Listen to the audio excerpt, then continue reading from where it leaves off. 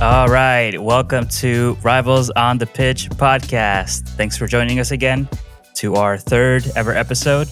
We have a very fun episode planned for you guys today. We will catch you up on all transfers. We will be talking expectations for some teams. And then we also have a very fun section where we'll be rating the home kits. Just to make it a shorter section today, we'll be only doing 10 out of the 20 teams. And then the episode after that, episode 4, we will be doing the remaining 10. We spread them out evenly to make it fair, evenly and randomly. But most importantly today, I have a very special guest. Our third member has finally been able to join us. Finally. Sorry, guys. Not everyone has free time like you guys, but I'm happy to join. I'm happy to finally make it.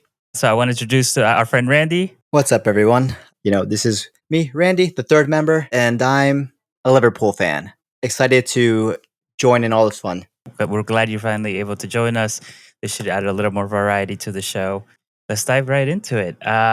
Since we last spoke, Arsenal have not made any movement on anybody else. Calafiori has been confirmed, presented. What about Tottenham? The only one that's been confirmed is we finally signed the that 18-year-old from Korea, Yang Min-hyuk. But nothing, not even a solid rumor has come through. There's been a few. We got linked with one of the forwards from Juventus, but nothing. It's been quiet. I don't like it. Yeah, it has been quiet. I think we'd mentioned this before, and with the international cups happening, we kind of expected it, but you would think once they're over that then it's kind of like a frenzy to get everybody tied down to a contract. Not been much of that going on. So I know we spoke a lot about our two teams, and we also spoke about Manchester United and offloading a ton of players. I think it's good for them, and now we can pass it off to Randy to see if you can give us any insight as to any movement at Liverpool. I think it's been pretty slow on your side as well. Man, I'd have to say it's been somewhat disappointing, but it has been slow. Haven't had a lot of rumors. One that sort of seems a little bit more down packed would probably be our second string goalkeeper, Kelleher. Yeah, probably leaving to get more playing time, and that's why our coach Slot brought up two more kids from the academy into the first string. So I guess that is basically leading towards that direction. But Kelleher did play, against Arsenal. He did well. It was a win, and he was proven in the Premier League. So I mean, I think it would be sad to lose him. I think he's a great option to have as a second string, but you want to play, and I feel like that probably be the best choice for him. And then what I'm hearing a lot is from Joe Gomez trying to do like a trade to Newcastle for Anthony Gordon with some cash as well. That's what I feel is a little more concrete. And I believe that Newcastle just sold someone, so to get into the financial fair play limits, and so I guess now that rumor is dying down a little bit.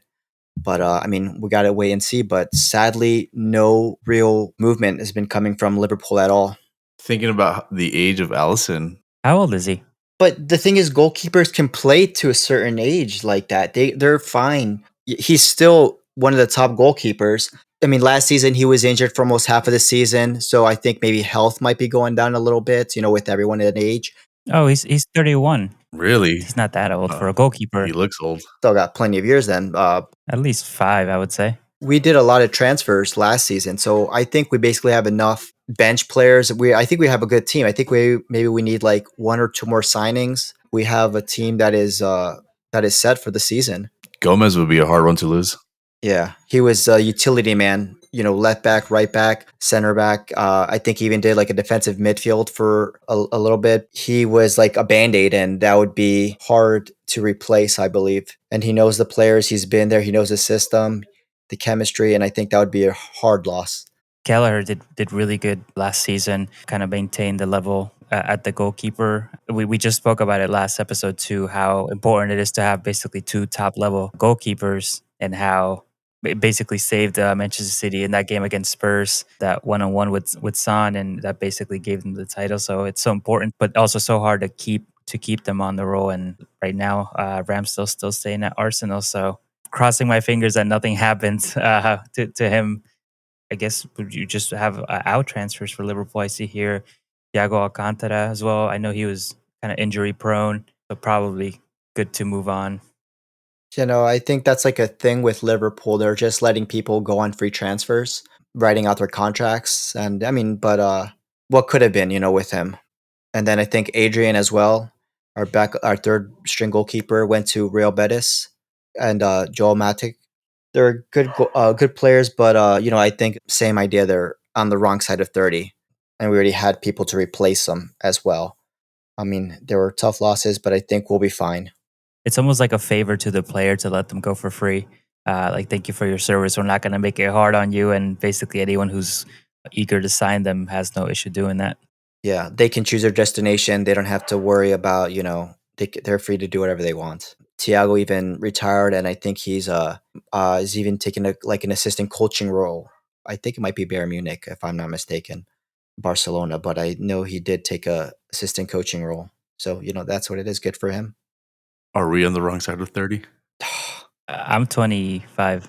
Yeah, me too. I'm 21. I just started drinking. I look 24, but my body's We should hurry this up because then I gotta get to class after this. So Yeah, I have high school tomorrow. How do you do, fellow kids? What? So let's move on to Manchester City. Real quick, they had a couple transfers out. Sergio Gomez over to Real Sociedad, and then they have transferred in the Brazilian Savinho. Have not heard anything of him. Have not watched any YouTube highlight video, so not really sure what they were getting there. But they've been recruiting such good players for having as much money as they have. All these players that end up panning out for them. I hate when it works out for them for cheap. Right. But the thing too is, Savinho, if I believe, he comes from Girona in Spain, which they're also another team that is under the whatever company or owners that Manchester City have Yeah, it's almost like a transfer. in the family. Like an internal move. Yes, like an internal transfer, exactly. Wow. There was an issue. I think there were Girona and City might not be able to play, I guess, in the Champions League because they were under the same ownership. That's right. Yep, that's what I've heard as well. Let's see how that plays out, though. What would you guys say Manchester City need if they want to secure one more Premier League title or if they want to make a push for a second Champions League? There was rumors about Ederson leaving. Yeah.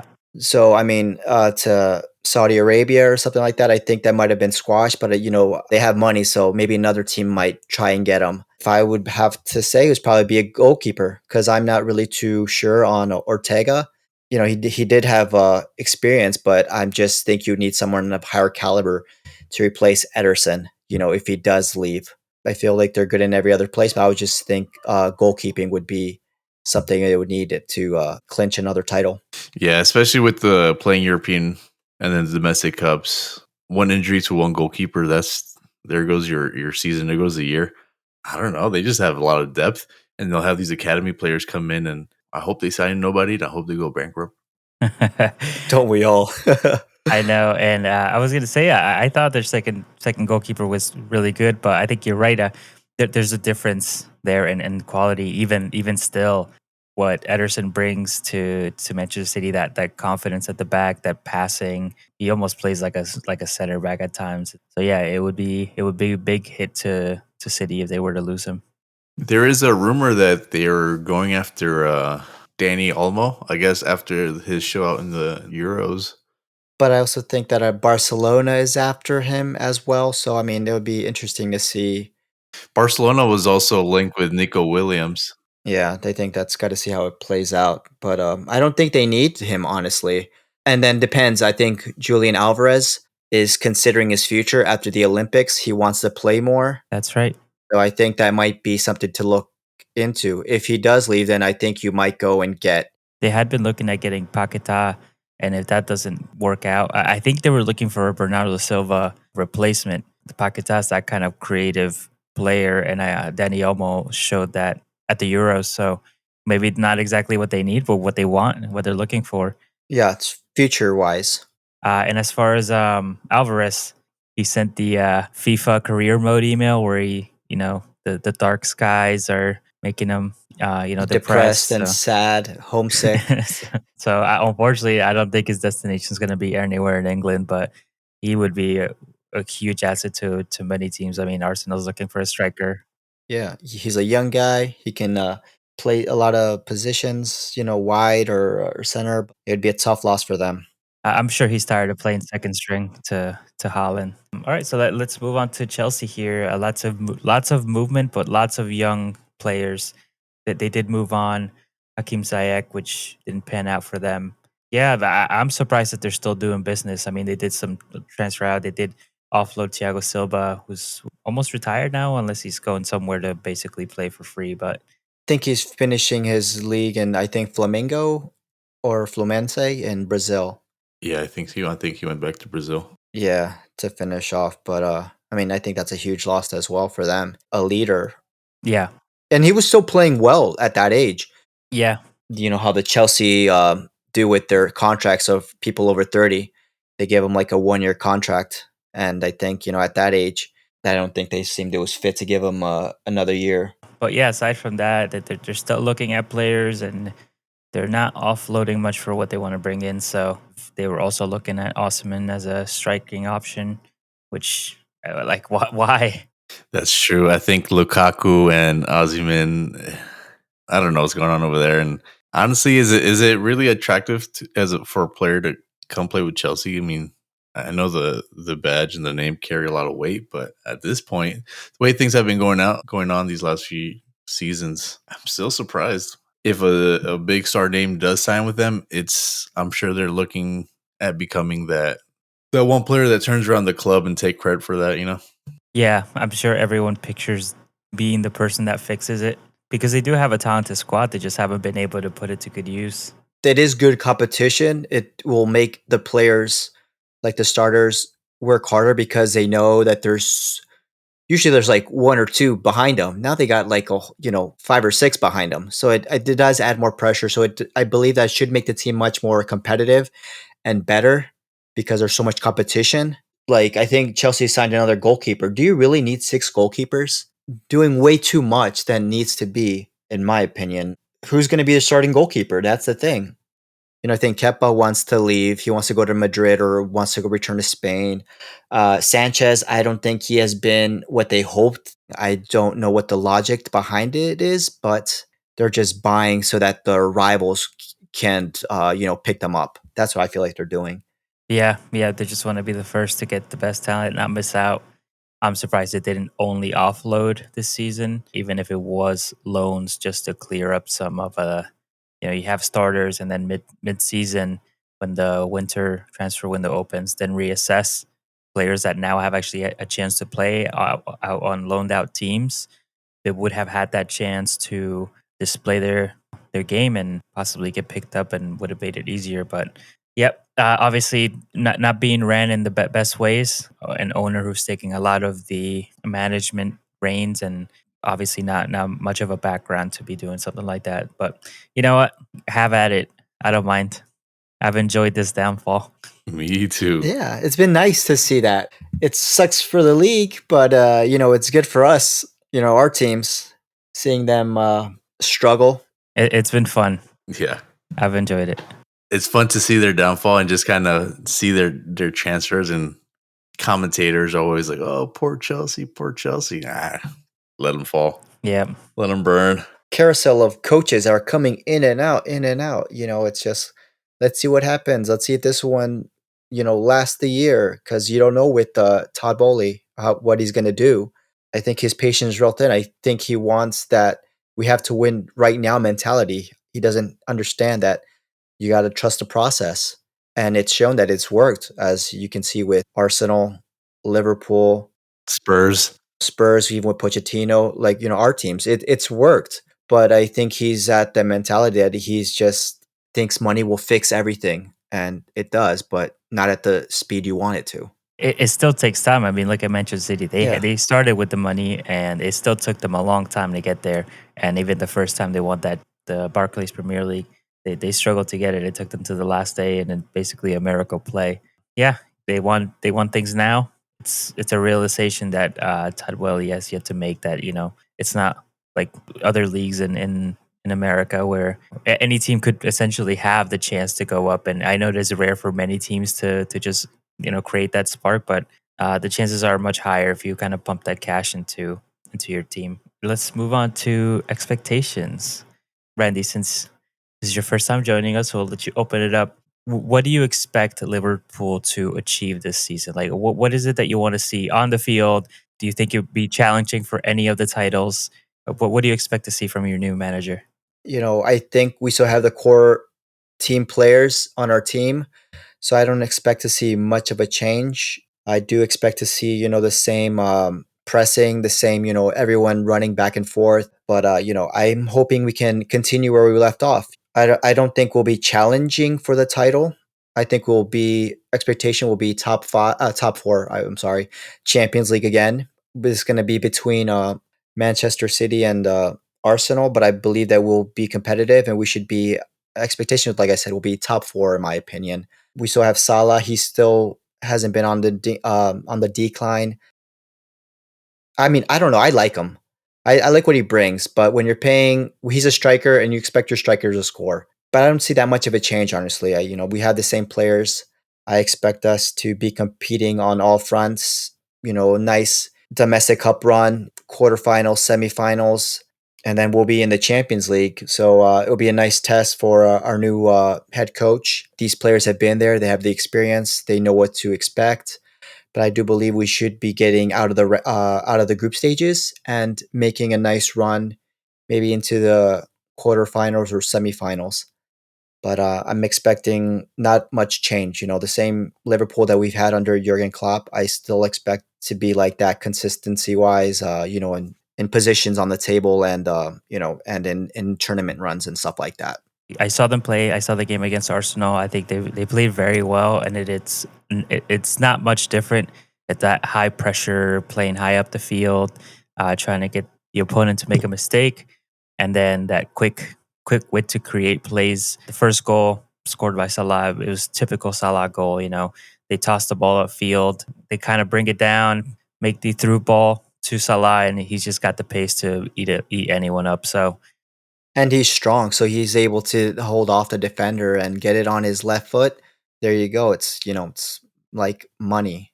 So yeah, like you said, I don't think the system will probably change much. I'm sure that's something that Liverpool management looked at before getting that Klopp replacement. They were probably looking at not making some crazy changes, and I think it's working out for them in this preseason. And I'm sure they'll carry that into the actual season as well. Yeah, I agree. I mean, we didn't make any transfers, so it's gonna stay as is. So yeah, he was linked with Spurs last season, and I kind of looked into him a little bit. More of an attacking coach, so I don't expect too much of a change with him. But it's also how the players respond to him. I mean, they're all professionals. If he can't have that leadership that Klopp did, then I wonder what that's going to do to the club. I don't expect it to be a negative either, but who knows how that is, long-term success. I mean, it's questionable if Liverpool had long-term success if you look at what they managed to do or not managed to do. But Well, Oh, I think we managed more than Spurs. trust the process. I'll leave that one there. Hey, Every year. we still have more cups under Arteta than Tottenham have in 20 years. The future is here. Don't worry. Big Daddy Ange. Okay. Big Daddy Ange has got big plans for us. Okay. What's the forecast for Spurs? Yeah. What is he gonna follow it up again with another? I'll say this first season for him was fantastic. Didn't end as well as it started. But now he's got another transfer season under his belt. I think officially we have about a month until it officially closes. So, what are we gonna see from Big Ange? I really hope this transfer window doesn't end the way it is now. Like I said last time, he had mentioned that we need to be patient and that the transfers that they were seeking out in the beginning of the transfer window haven't changed. They're just, I guess, hoping to get all their cards in place and hopefully sign someone here before that window opens. Unfortunately, when you do business towards the end of the transfer window, you don't get to see him play until week 2, week 3. I think for this season, the way we ended last season kind of is an indicator of where we have to go moving forward. The bar has been set.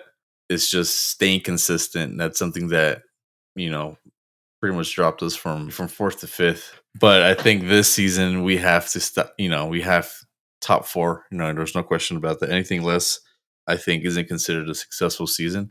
It's pretty harsh and it's pretty a pretty high standard, but it's what we brought him in to do, and I don't think he expects anything less either.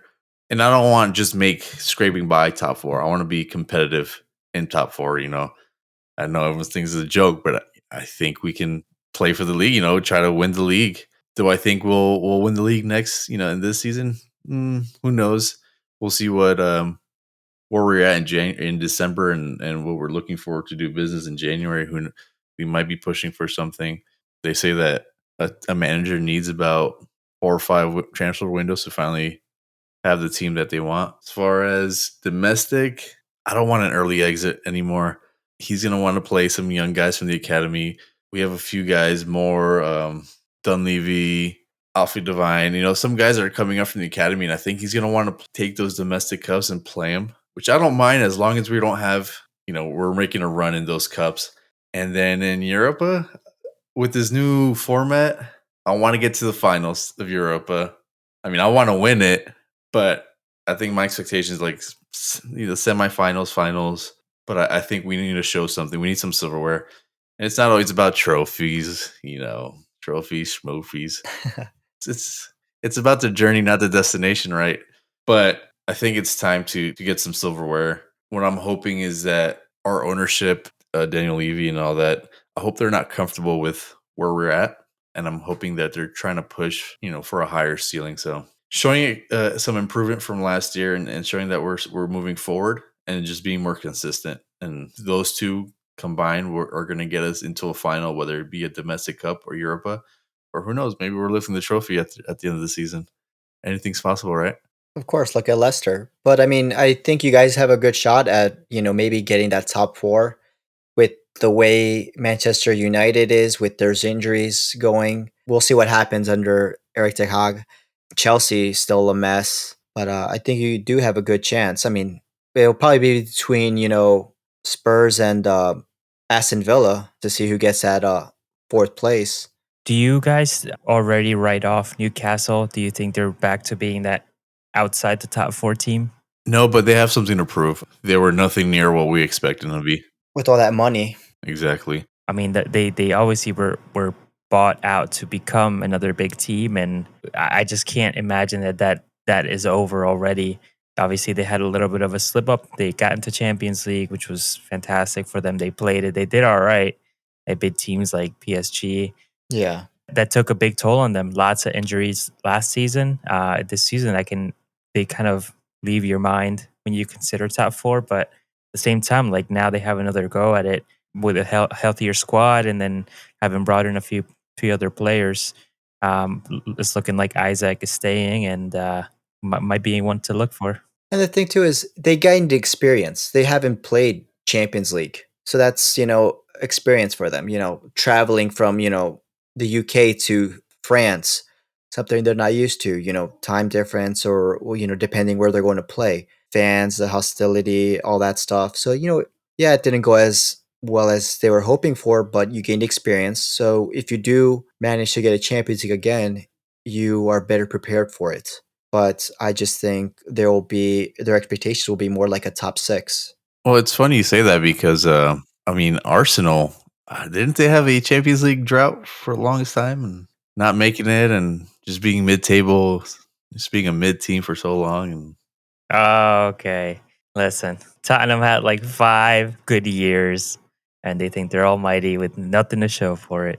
Yeah, reaching the finals doesn't get you a trophy, okay, Alan? the future is here. No, I mean, for us, I think expectation is probably to have another go at it again. I think with the years that we've seen Klopp put up against Manchester City, winning 1 out of 7, I think it's harder to say like, you know what, this one's ours. But the goal was always to become a competitive team that's kind of always in the conversation for the title starting the season, and then towards the end of the season to still be that team that's still pushing whoever is the eventual winner. Obviously, I would like to win it. It's hard to say because it does take a toll on you to invest so much emotion into something like that and then come back with nothing.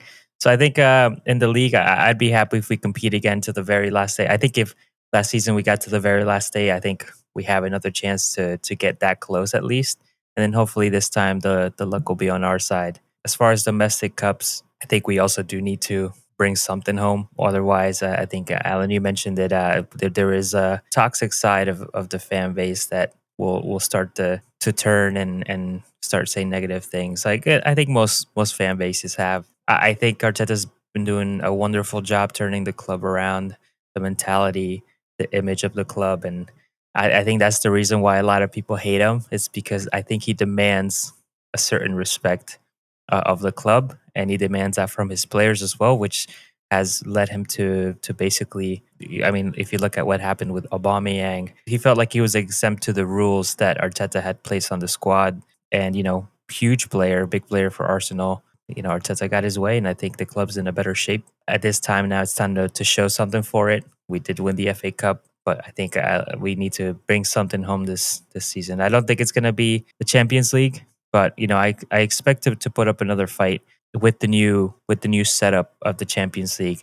I think it's going to be more of like a test of waters, see what it's like. And then at the same time, you never know. It's like throwing marbles on the floor and then everyone's got to basically learn how to walk. It's going to be different for everybody. Maybe some teams will adjust to it well. Some teams who are expected to, and maybe Real Madrid doesn't do as well in this kind of scenario because, as we mentioned before, no other teams really battle it out in their leagues like the teams in the Premier League do. So Real Madrid having to play a harder league alongside their league might make them drop a little bit of their performances. So it could be anybody's this season. I still don't think Arsenal's going to be in that final, but if we can get at least to the semis, that would be super cool. I think the expectations would be that obviously we get out of the group and onto the semis. You talk about Arteta's mentality. I remember back in the day, it was always used to be Wenger was like top 4 is a trophy, top 4 is the destination. I don't see that with this Arsenal anymore. That mentality is gone. They're with the mentality of they're close to it, so they know that it's possible to get the championship, to get that first place, to win the league. That is what I like, the biggest difference that I've seen from that Arsenal to the present day Arsenal now. That pumped me up. I'm sometimes on your side. They're still not going to win it. All right. Well, all right. I guess we'll see where we end up end of the season. Obviously, we have one more episode before the start of the season, and we'll make a lot more solid predictions. I think that's what we're going to hold each other to. We keep mentioning top 4, and right now there's 3 of us, so that means there's only one more team invited to the party. And that's considering Manchester City's up taking 1 or 2. So Man City, Spurs. Yeah. Okay. And you guys can find out. We'll figure it out. I don't know, man. They're surprise teams. Who'd have thought? Aston Villa's making moves. We'll see if they gel or not. If they can keep doing what they did last season, I think they should be in for a good fight at the top. We'll see how Champions League, wears them a little bit. Unai Emery is kind of the king of cups. The Europa League master. Right. Yeah. So let's see how that transfers. Not the strongest squad, but definitely a lethal. I think they can definitely get through with some smash and grabs, couple counter goals, and then sit back and watch the show. So we'll see. I'm excited for them. I think they deserved it. They played very well this past season. Emery, like I said, they did double over Arsenal. Well played. Now welcome to the big boys. I hope they drop out soon and realize that Spurs, the big boys, should have been in the Champions League instead of them. Okay. All right. So yeah, let's move on to the home kids.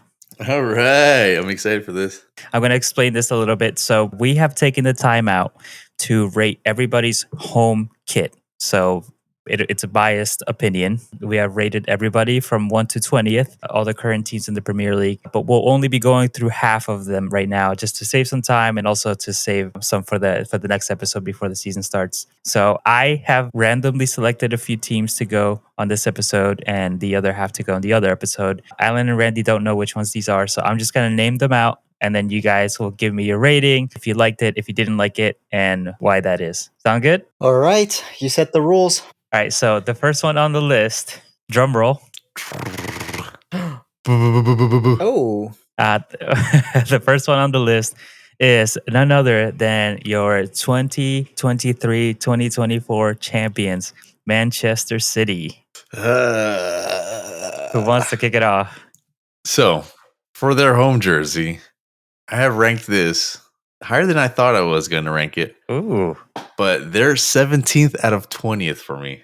There's nothing special about this jersey. The collar and the armbands and the neck, there's nothing there. It's the same thing over and over again. They're the only team that can get away with having a bland jersey, and everyone's gonna gawk over this jersey, but I don't like it. It looks like graffiti, or I don't know what's on those. So it's actually their zip code for Manchester, and it's like kind of weird font, and then just goes all over. Yeah, uninspiring. Randy? I picked it like in the middle at an 11. It's simple. The only details you have are at the collar. It's that the light blue, you can't beat that. It's Manchester City, the Etihad, the logo and everything. I just think it's playing it safe while taking a little risk on the collar, which is, it's okay. But I think it's like playing it safe, so I kept it like in the middle, like at I believe I said at 11. So for me, I put this in 20th place. This is for me Wow. a little bit of hate, but you know what? First of all, I have to explain that I absolutely hate Puma jerseys. I think they're not made very well. The fit is awful. They're very. Why? Because of the Arsenal's nipple tight jerseys they had that one day. I have trauma from those days. I wore those jerseys. Oh, so you have shaved nipples.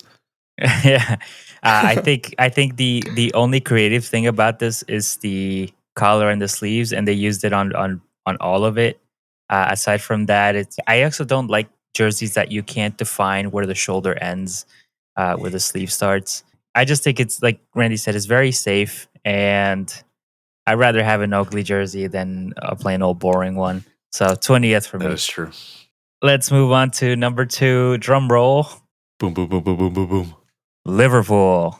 So I like the yellow badges, the white and yellow on the sides. It goes good with the shorts, but that collar, I don't know. To me, it threw off the whole kit. I put it at 14th out of 20th. I want to put it higher, and I think it deserves it. But that collar, it's so big, the way it just stops, it gives the jerseys this weird shape. I don't know. I might be the only one, but like I said, I like the color combo and everything. I can't see past that collar. When I first saw it, I liked it. But but when hearing other people's opinions, I do see what you talk about the collar. I think that's the one thing I hate about Nike. Their previous 2 jerseys, they messed up the collar. The back of it looked like it had like a V shape, so it looked like it could have been the front of the front of the shirt. But I mean, I do like everything about it. I do like the colors, but I have it ranked as 3, as top 3 for me. Everything has a meaning to it, and it's different. You're not playing it safe. There's meaning behind it, and yeah, I might be a little biased. I might, because I'm a Liverpool fan, and Very biased. it's like almost like Italian based, a little bit like inspired, but I do like it. So I will say I don't hate the collar, but it also doesn't do much for me. I think it could have been a more classic V or just a circle, like a crew neck collar. I do really like the under the arm. You get the white and the yellow. The pattern looks cool. I like that it's not just stripes, but it kind of breaks it up. I like the big badge. Obviously, they didn't go with the full crest, but it's nice and big, and I like that. It looks like a solid jersey, so I place this at number 6 for me. All right, so now we'll move on to the next kit, which is drum roll. Tottenham. Woo! Hold on. Let me scroll all the way to the top of my list. Probably the best jersey out there, available in stores. Go buy yourself one. Put your name on it. Buy one Yeah, with because it's son's probably for name on cheap. it. Buy one for your parents. Buy one for your brother. You buy one for your sister. Wear it proudly. No, so for this jersey, I actually, not being biased, just like Randy was, Well, I'm honest, all right. I did put it 5th. The blue, finally putting some blue on it, breaking up that white. Everyone doesn't like the red logo, but to me, it kind of plays into it. I like the stripes on the on those armbands, and then the blue color. To me, it's keeping it traditional, but you're adding more elements to it, and you're not overdoing it. To me, it's a clean kit, and I think it's executed pretty pretty good.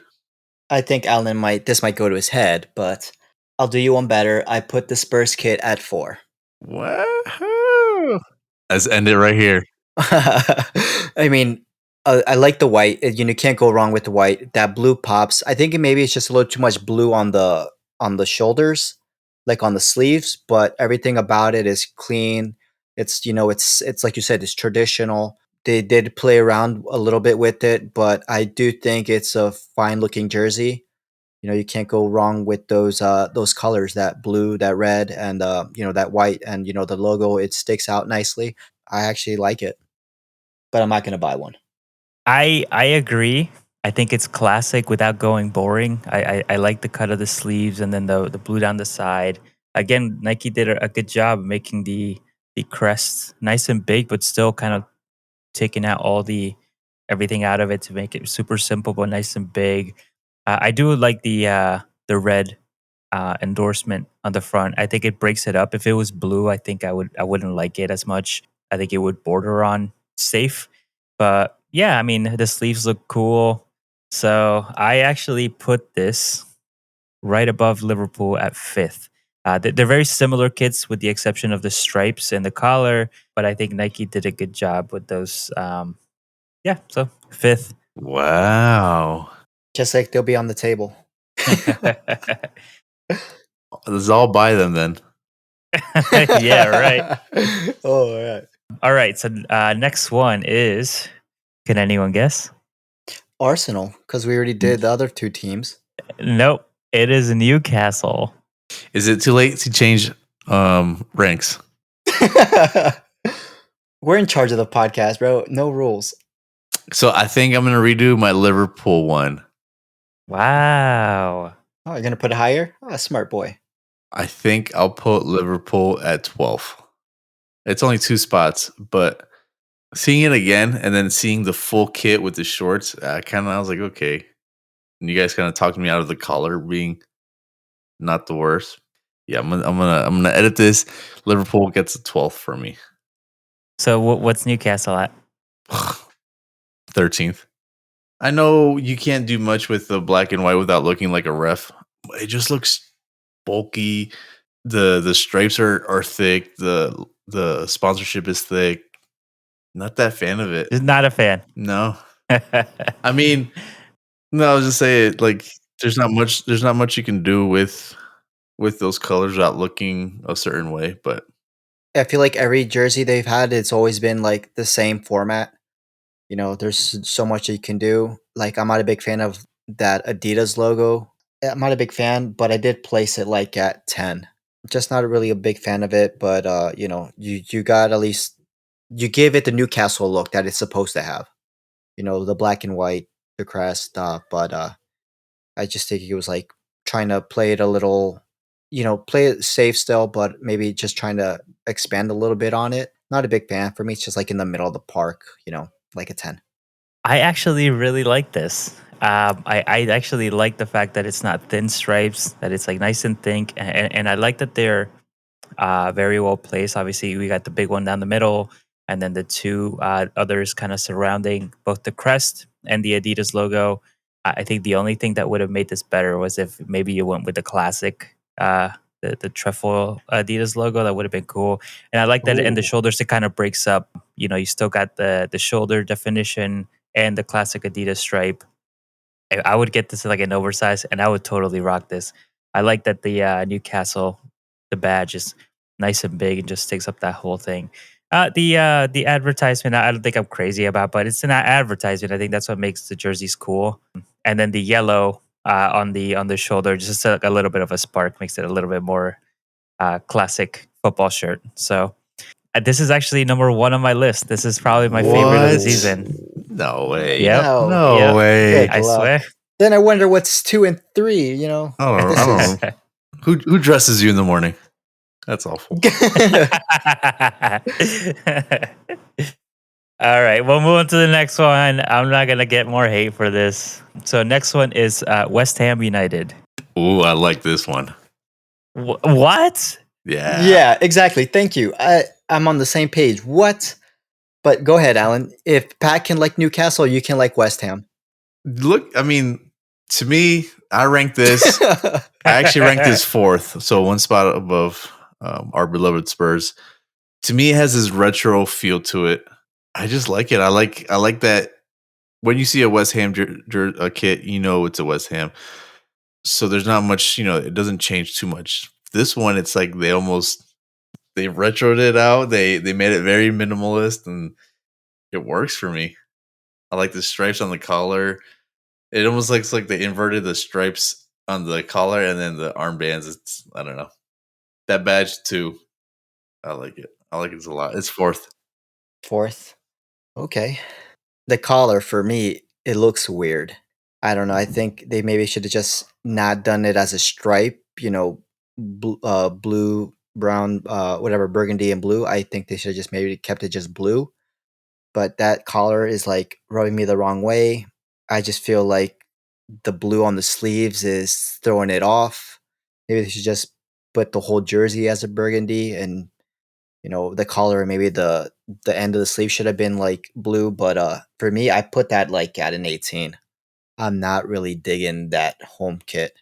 I will say, at the shorts, I think they're meant to be white, which I think breaks up a lot of that. But I'm also not the biggest fan of this. So what place did you I say? put it's 18. 18. Where's my list here? So mine, I put it at 12. I do think it's nice and simple and classic, but it doesn't wow me. So mid table. I don't have to say much about it. I think it's a cool kit. If you're a West Ham fan, I'm sure you love it, but it just doesn't call my attention. Yeah. All right, so we are halfway. Next team is Brighton and Hove Albion. I put it as number 2. Really? It feels fresh. Like it feels like you can wear it, and you can wear it in the. I sweat so much in jersey in kits that they get stinky, but I feel like I can wear this and feel great. I don't know, the way the blue is, the stripe within the stripe, the sponsor.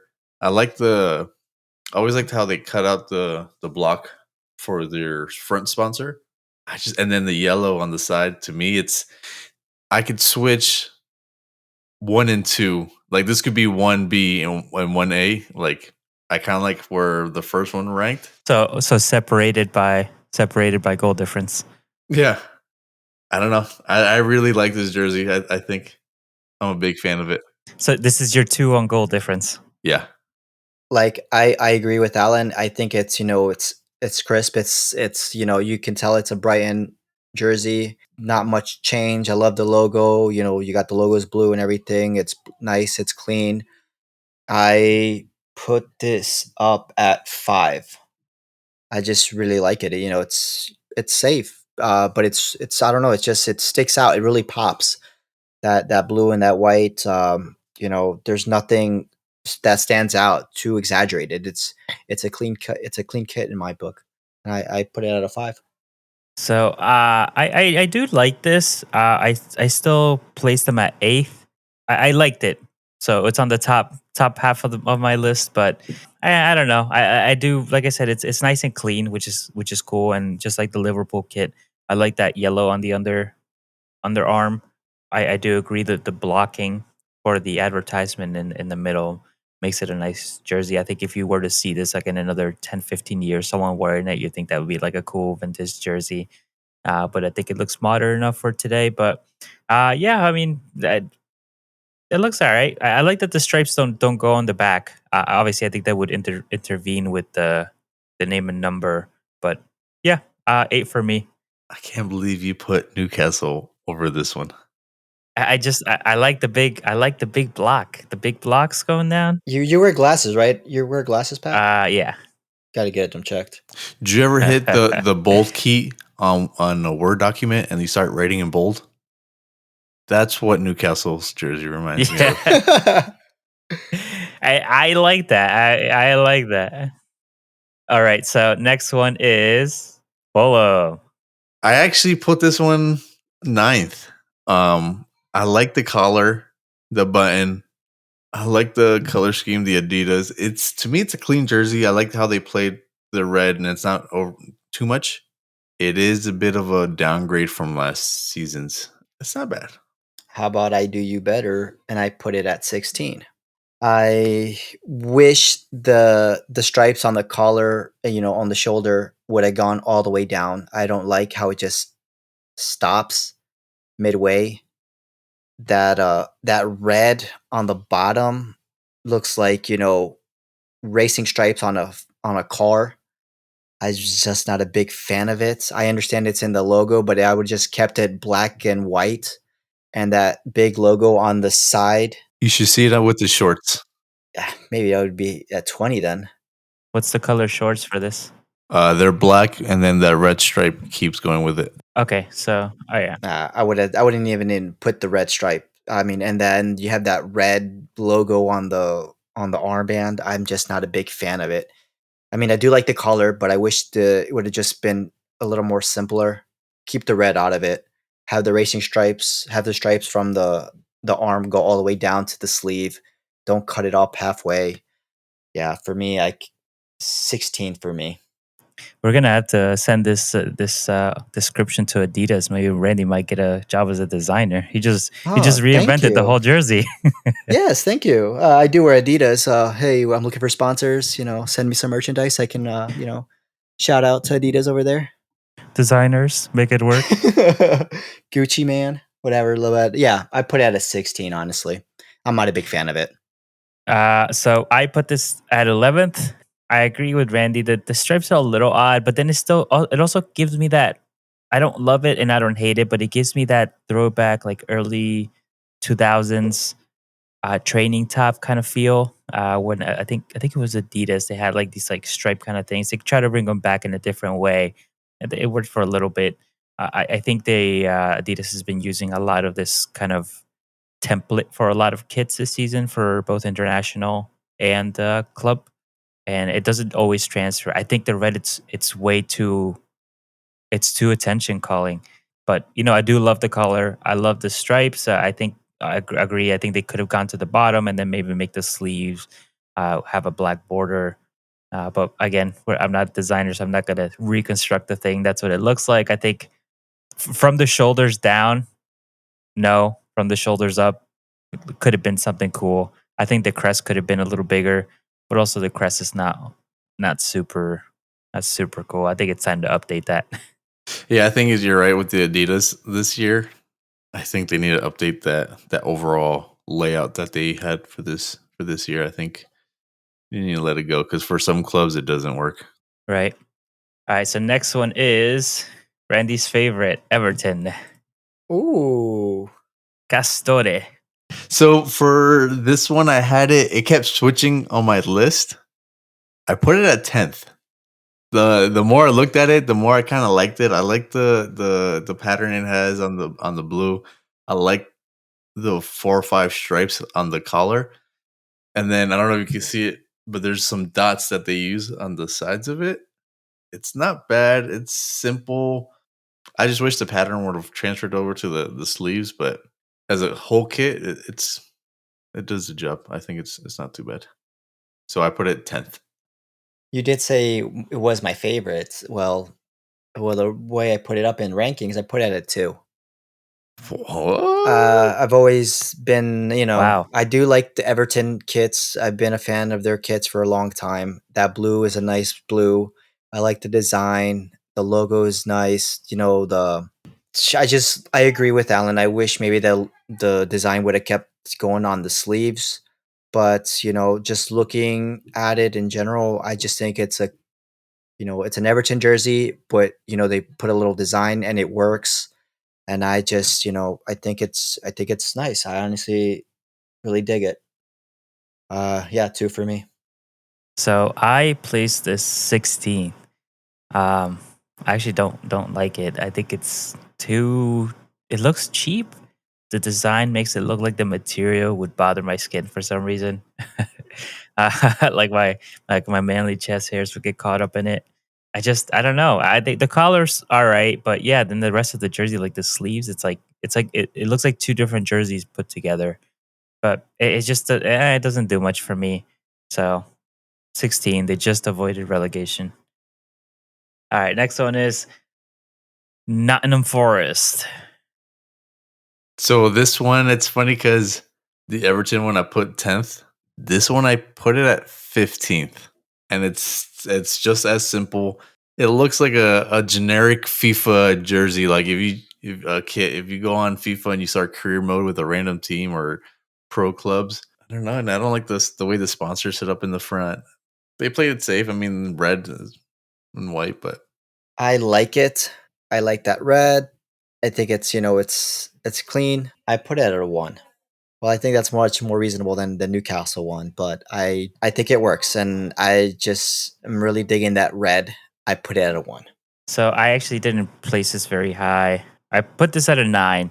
I think it is nice and simple. It's got a cool little pattern, which isn't distracting, but it's obvious. Classic crew neck. Yeah, the stripes are. It's a nice classic jersey. Again, the crest is nice and present. They took out the outside of the of the shield and big nice Adidas logo. I think it's looks pretty good. They could have done more with it. They could have done something down the side, or if they had the Adidas stripes on the side, I think I would liked it even better. Yeah, 9 for me. All right, so now we will move to our last rated home kit of this season, and we will give a nice warm welcome to Ipswich Town. with this one, when I actually switched Liverpool to 12th, this is a team I actually brought down to 14th. I liked it, but the more I look at it, the less and less I like it. The collar, the color choice for the collar and the armbands, I had liked that initially, and then the more I look at it, I'm like, no, they're not different blues enough for me to make it look nice. And then those pinstripes, then the badge being outlined, I don't know. It was a lot better when I saw it. They might have one of the a contender for the best home and away kits, but no, this home kit's just the more I look at it, the less I like it. 14th. I agree. I thought it was looking cool, but then when I look at more and more I see at it, especially like the math problem logo, The PEMDAS. it's just, yeah, it doesn't do it for me. I like the blue, but it's just that collar. I don't feel it works. Maybe if it was a white or something, but it's not working for me. I put it at a 15. Jesus, you What, you put it at 2? 4. Oh man. I actually kind of dig this because it's almost like, and I'm trying to be respectful here. It's almost so ugly that it's actually cool. I will say it doesn't look comfortable. Kind of looks like they're wearing turtleneck. The collar is way too thick, way too thick. So is the border around the sleeve. The stripes are kind of like ugly. The crest is humongous, which is kind of like one of the cool parts. Yeah, again, I don't think it does any favors the advertisement they have. That's probably what they're gonna have to use to stay in the league this season. I just it's kind of so ugly that it kind of looks cool, so I put it forth. I think this is something that you'd see somebody rocking and you wouldn't know what it is, but you'd be like, whoa, what jersey is that? Like, you know what I mean? So yeah, put it at fourth. I would you kind of can wear it just because it's so ridiculous, you know? But anyway, so that's the first 10. So I guess we'll do the next 10 in the next episode. Yeah, we're gonna wrap it up. Yeah, let's wrap it up. Well, that's it, guys. Thank you for joining us on Rivals on the Pitch. We hope you enjoyed. We'll hope to see you next episode. We'll talk about transfers, the first match day of the season, and we'll even introduce our weekly podcast game, which is something new. Follow us on Instagram at Rivals on the Pitch. This is Randy. This is Pat. And Alan. We'll see you next week. Bye. Bye. Bye.